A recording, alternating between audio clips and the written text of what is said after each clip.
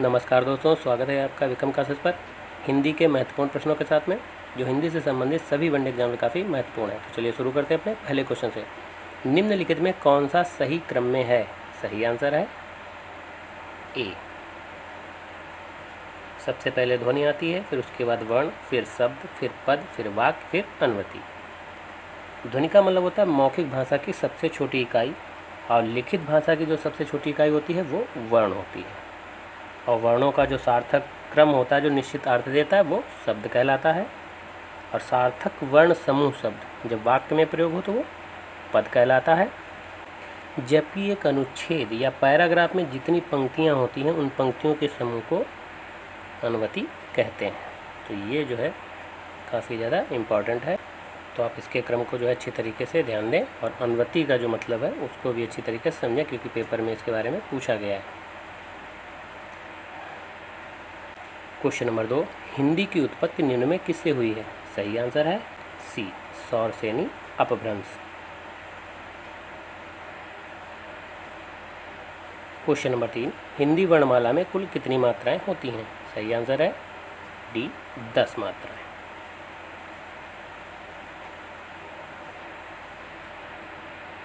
Question number 4, निम्नलिखित में अंतस्थ व्यंजन नहीं है। सही आंसर है ए, हा। अंतस्थ व्यंजन 4 होते हैं, जिसमें या, रा, ला और वा, ये अंतस्थ व्यंजन कहलाते हैं। जबकि हा एक काकल्य वर्ण है, इसे स्वरयंत्रमुखी वर्ण भी कहते हैं।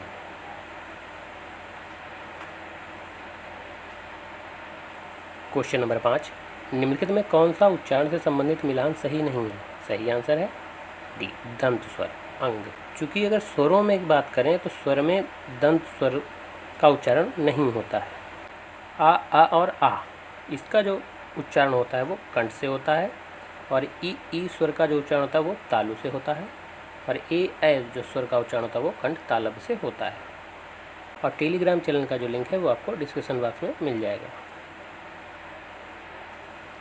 क्वेश्चन नंबर 6, निम्नलिखित में कौन अल्पप्राण वर्ग नहीं है? सही आंसर है ए, ये महाप्राण वर्ग है।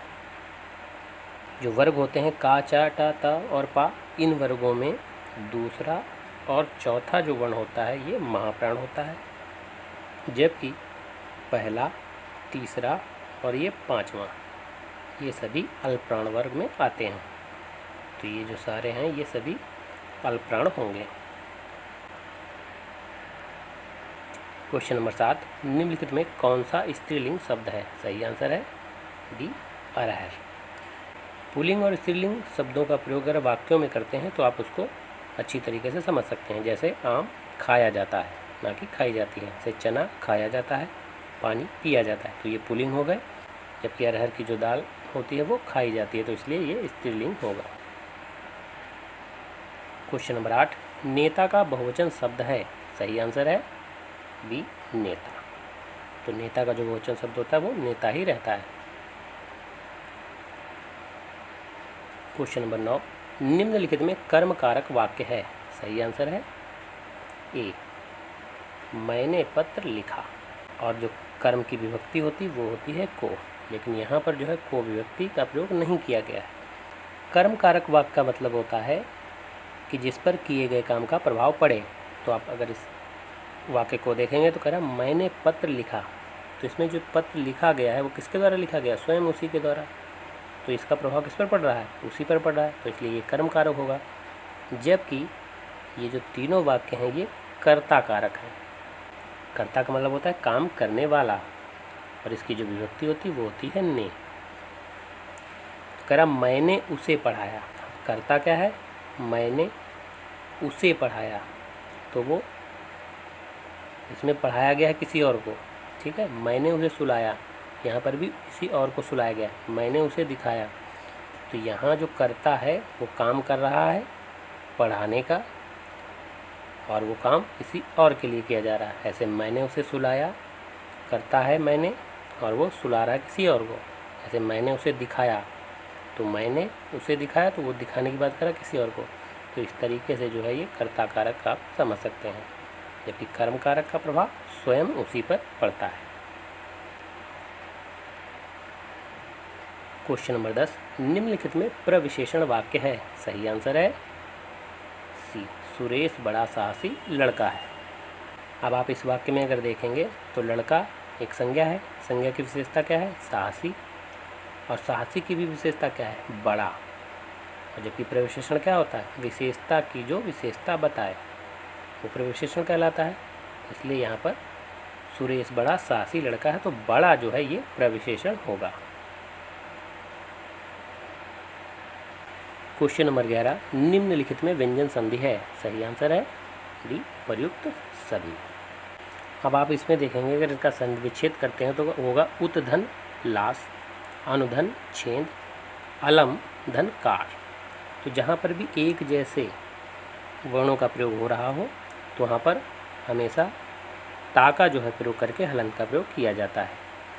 अब आप देखेंगे आधी चा और छा का जहाँ पर भी प्रयोग होता है अधिकतर उसमें व्यंजन संधि होती है, और उसका तोड़ने का तरीका होता है कि आप जो आधी चा है इसका प्रयोग नहीं करेंगे, बल्कि अनु धन छेद, जैसे परिच्छेद लिखते हैं परिधन छेद होगा, तो वहाँ पर भी आधी चा का प्रयोग नहीं होगा। तो ये एक सरलतम रूप से आप उसको पहचान जो है बना सकते हैं कि अगर इस तरीके से शब्द आता है तो वहाँ पर व्यंजन संधि होगी और उसका संधि विच्छेद इस तरीके से होगा।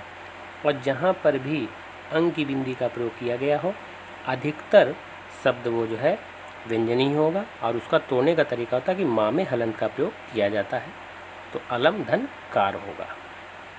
जैसे संसार होता है तो संसार में सम धन सार होता है, तो अंग की बिंदी का प्रयोग माँ में हलंत का प्रयोग करके उसको संधि विच्छेद आप कर सकते हैं। तो व्यंजन संधि को जो है आप आसानी से इस तरीके से समझ सकते हैं। क्वेश्चन नंबर 12, निम्नलिखित में अलंकार का भेद है। सही आंसर है सी, ए तथा बी दोनों। अलंकार के दो ही भेद होते हैं, शब्द अलंकार और अर्थालंकार। क्वेश्चन नंबर 13, अधिसूचना प्रकाशित होती है। सही आंसर है ए, सरकारी गजट में। क्वेश्चन नंबर 14, अभिराम अविराम का निम्न में सही अर्थ है। सही आंसर है बी, सुंदर निरंतर। अविराम का अर्थ होता है सुंदर, और अविराम मतलब बिना रुके तो निरंतर। क्वेश्चन नंबर 15, कौन सा शब्द घोड़ा का पर्यायवाची नहीं है। सही आंसर है डी, शार्दूल। शार्दूल जो है ये शेर का पर्यायवाची होता है, जबकि है, बाज, तुरंग, घोटक, अश्व ये सभी घोड़ा का पर्यायवाची होते हैं। क्वेश्चन नंबर 16, निम्नलिखित में विलोम शब्दों का मिलान सही नहीं है। सही आंसर है बी, शीर्ष। शीर्ष का जो विलोम होगा वो होगा तल। शीर्ष मतलब ऊंचा, तल मतलब नीचे। विसर्जन का आवाहन होता है, श्लिष्ट का अश्लिष्ट होता है, और विनीत का उद्दंड होता है। क्वेश्चन नंबर 17, महापुरुष में कौन सा समास है। सही आंसर है ए, कर्मधारय समास। तो महापुरुष का होगा महान है जो पुरुष, और कर्मधारय समास का मतलब होता है जिसका उत्तर पद प्रधान होता है, कर्मधारय समास होगा। इसमें पहला पद विशेषण दूसरा पद विशेष हो सकता है, पहला पद विशेष दूसरा पद विशेषण हो सकता है, या उपमेय में उपमान का जो है इसमें संबंध बताया जाता है। तो आप देखेंगे कि पुरुष ये क्या है, विशेष से मतलब एक संज्ञा है, और वो कैसा है, महान, तो उसकी ये विशेषता बता रहा है। तो विशेषण की जो विशेषता बता रहा है तो इस तरीके से ये कर्मधारय समास होगा। क्वेश्चन नंबर 18, छछूंदर के सिर पर चमेली का तेल मुहावरे का अर्थ है। सही आंसर है सी, अयोग्य व्यक्ति को अच्छी चीज देना। क्वेश्चन नंबर 19, पहाड़ के नीचे की समतल भूमि के लिए एक शब्द है। सही आंसर है डी, उपत्यका, जबकि पहाड़ के जो ऊपर की समतल भूमि होती है उसको अधित्यका कहते हैं। और इसमें लगभग सभी प्रकार के क्वेश्चनों को कवर करने की कोशिश की गई है ताकि आप उसको अच्छी तरीके से रिवाइज कर सकें। और वीडियो 2023 का भी फॉर्म आ गया है, उसको आप निरंतर रूप से पढ़ते रहिए ताकि जो है आप अच्छी तरीके से हिंदी से संबंधित सभी क्वेश्चनों को कर सकें। क्वेश्चन नंबर 20, अकर्मक क्रिया का निम्न में उदाहरण है। सही आंसर है ए, अभय खेल रहा है, जबकि ये सभी सकर्मक क्रिया के उदाहरण हैं। अकर्मक का मतलब होता है बिना कर्म का, तो जिसका कर्म ना हो वो अकर्मक क्रिया होगी। अगर वाक्य में क्या, किसे, किसका प्रश्न करने पर उत्तर ना मिले तो वहाँ पर कौन सी क्रिया होगी? अकर्मक। और कौन का प्रश्न करने पर अगर आपको उत्तर मिले तो वहाँ पर भी अकर्मक क्रिया होगी। इसका मतलब ये हुआ कि जैसे कह रहा है पहले वाक्य में अभय खेल रहा है, तो इसमें आप क्वेश्चन करेंगे कि अभय क्या खेल रहा है, तो उसका उत्तर नहीं मिल रहा है, तो इसलिए क्या कैसी क्रिया हो गई? अकर्मक क्रिया हो गई। अगर आप दूसरे वाक्य में देखें तो कह रहा है वो पुस्तक पढ़ रहा है, तो आप क्वेश्चन करेंगे कि वो क्या पढ़ रहा है, तो आपके सामने आंसर आ गया ना, पुस्तक, तो इसलिए सकर्मक क्रिया हो गई। अब ऐसे अगला देखिए, कपिल खाना खा रहा है, तो आप प्रश्न कर सकते हैं कपिल क्या खा रहा है, तो कहेंगे खाना, आपको उत्तर मिल गया। तो ऐसे अगला है मैं पत्र लिखता हूँ, तो कह रहा मैं क्या लिख रहा हूँ? पत्र लिख रहा हूँ, तो यहाँ पर भी आपको उसका आंसर मिल गया। तो क्या, किसे, किसका करने पर जिसका उत्तर मिल जाए वो आपकी सकर्मक क्रिया होगी, और जिसका उत्तर ना मिले वो आपकी अकर्मक क्रिया होगी। और कौन का प्रश्न करने पर आपको जो उत्तर मिलता है वहाँ पर भी आपकी अकर्मक क्रिया होगी। अब जैसे कह रहा है कि कौन खेल रहा है, तो आपको उत्तर मिल गया ना, अभय, तो इसलिए ये अकर्मक क्रिया होगी। तो आप इसको अच्छी तरीके से जो है समझ सकते हैं।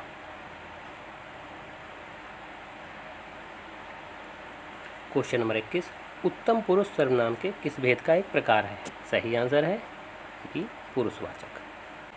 पुरुषवाचक सर्वनाम के 3 भेद होते हैं, उत्तम, मध्यम और अन्य।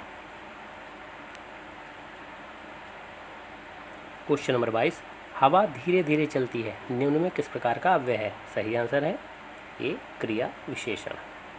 आप देखेंगे चलती है ये क्रिया है और उसकी विशेषता क्या है? धीरे धीरे, तो इसलिए ये क्या हो गया? क्रिया विशेषण। और अव्यय के जो हैं वो 4 भेद होते हैं, क्रिया विशेषण, संबंध बोधक, समुच्चय बोधक और विस्मयादि बोधक। और अव्यय जो है ये अविकारी शब्द है। ये पूछा जा सकता है निम्न में अविकारी शब्द कौन है? तो यही चारों, क्रिया विशेषण, संबंध बोधक, समुच्चय बोधक और विस्मयादि बोधक। क्वेश्चन नंबर 23, शुद्ध वर्तनी वाले शब्द का चयन करें। सही आंसर है डी, ज्योत्सना।